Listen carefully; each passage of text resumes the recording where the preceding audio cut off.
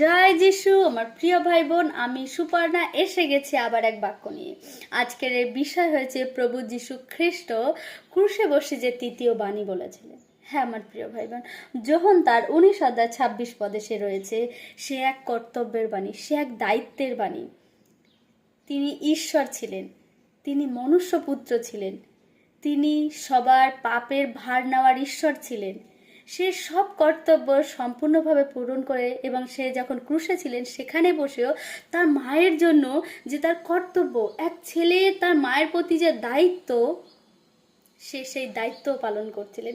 সে সেখানে বসে বলে যাচ্ছে যে তার প্রিয়জনকে, সেই প্রিয় তার শিষ্যকে, যে ওই দেখো তোমার মা, এবং তার মাকে দেখাচ্ছে ওই দেখো তোমার পুত্র। হ্যাঁ আমার প্রিয় ভাই বোন, ঈশ্বর এমন ঈশ্বর, শুধু আমাদের যা প্রয়োজন তাই দেখে তাই নয়, আমাদের দেখেন আমাদের সত্যি কি প্রয়োজন। আমি যা চাই সেটা আমার প্রয়োজন হতে পারে, কিন্তু ঈশ্বর জানেন আমার চাওয়ার আগেও কি আমার প্রয়োজন। ঈশ্বর কখনো তার দায়িত্ব, তার কর্তব্য সে ভোলে না।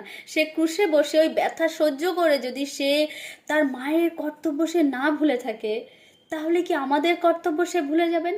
কখনোই না। সে যখন ওখানে বসে তার মায়ের কর্তব্যও পালন করেছে, ঠিক আমাদেরও ঈশ্বর সে কর্তব্য পালন করার জন্য সে দাঁড়িয়ে আছে এবং আমাদেরকে বলছে, ওই দেখো আমার প্রিয় সন্তান, ওই দেখো আমার প্রিয় কন্যা এবং পুত্র।